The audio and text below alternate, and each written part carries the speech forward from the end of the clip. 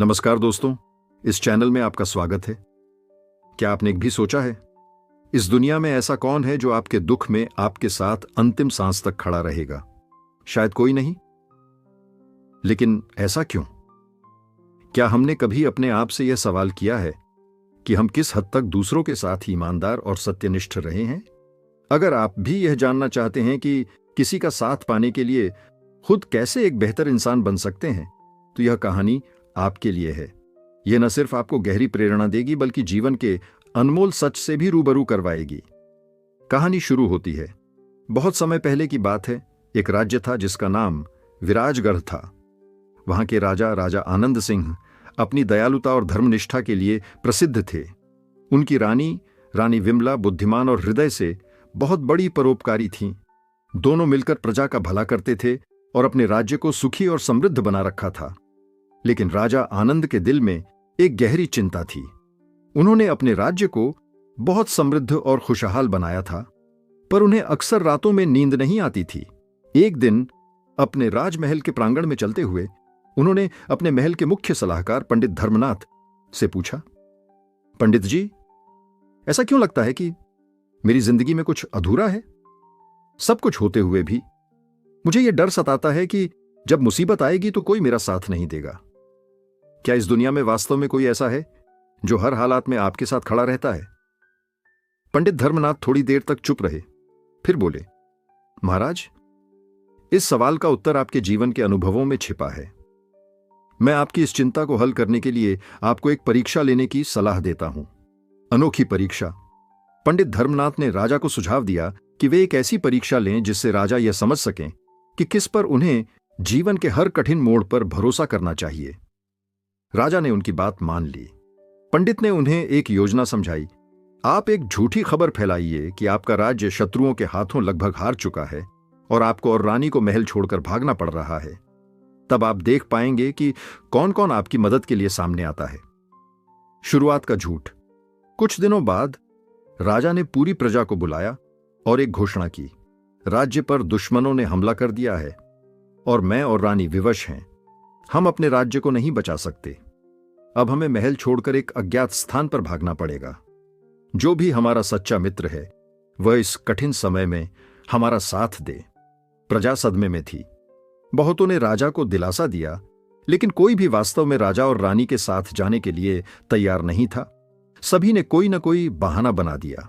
किसी ने कहा कि उनके छोटे बच्चे हैं, किसी ने कहा कि वे खुद असुरक्षित हैं। सबसे बड़ी निराशा। जब राजा ने अपने निकटतम मंत्रियों और सेनापतियों से मदद मांगी तो वे भी कन्नी काट गए। सेनापति बोले, महाराज, मुझे परिवार की देखभाल करनी है।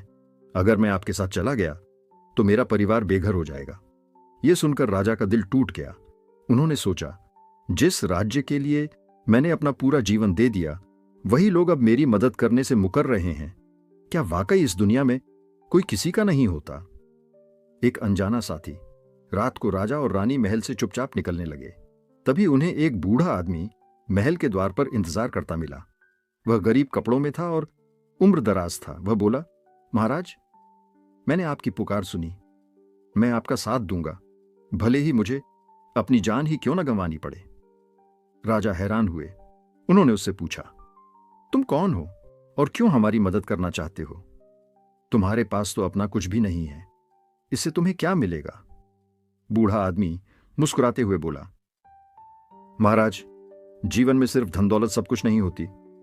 आपका धर्म और करुणा ही वह कारण है जिसकी वजह से मैं आपका साथ देना चाहता हूं। जीवन में सच्चाई और धर्म का साथ हमेशा देना चाहिए। आप निस्वार्थ भाव से इस राज्य की सेवा करते आए हैं। अब मेरी बारी है। राजकुमार का रहस्य। इस बूढ़े व्यक्ति ने राजा और रानी को अपनी झोंपड़ी में ले जाकर पनाह दी। कई दिनों तक उसने उनकी सुरक्षा का ध्यान रखा और उन्हें भोजन भी कराया। धीरे धीरे राजा को एहसास हुआ कि वह आदमी कोई साधारण व्यक्ति नहीं था। राजा ने उससे पूछा, तुम सचमुच कौन हो? आखिरकार बूढ़े ने खुलासा किया, महाराज, मैं दरबार का एक पुराना सेवक हूं। वर्षों पहले जब मैं एक छोटे बच्चे के साथ अनाथ हो गया था, आप और रानी ने हमें शरण दी थी। वह आपका दिया हुआ जीवन था जिसने मुझे यह अवसर दिया कि मैं आज आपकी मदद कर सकूं। सच्चाई का सामना। कुछ दिनों बाद पंडित धर्मनाथ ने राजा को बुलाकर बताया कि यह सारा परीक्षण एक योजना थी। राज्य पर हमला नहीं हुआ था। इसका उद्देश्य राजा को यह सिखाना था कि सच्चा साथी वही होता है जिसे आपके कर्मों पर विश्वास हो। राजा ने महसूस किया कि उनके अच्छे कर्म ही उन्हें सबसे कठिन समय में सच्चे लोगों का साथ दिला सकते हैं। मूल मंत्र, यह कहानी हमें यह सिखाती है कि इस संसार में कोई स्वार्थ के बिना किसी का नहीं होता, लेकिन जब आप स्वयं निस्वार्थ भाव से दूसरों की सहायता करते हैं और सच्चाई का साथ देते हैं, तो आपके कर्म आपके साथियों को तैयार कर देते हैं। अगर आपको हमारी कहानियां पसंद आ रही हैं और आप उनसे कुछ सीख या प्रेरणा ले रहे हैं, तो कृपया हमारे चैनल को सब्सक्राइब करना न भूलें। यह हमें और अच्छी कहानियां लाने के लिए प्रेरित करेगा। साथ ही बेल आइकन दबाएं ताकि आप हमारी नई कहानियों को मिलती रहे। धन्यवाद।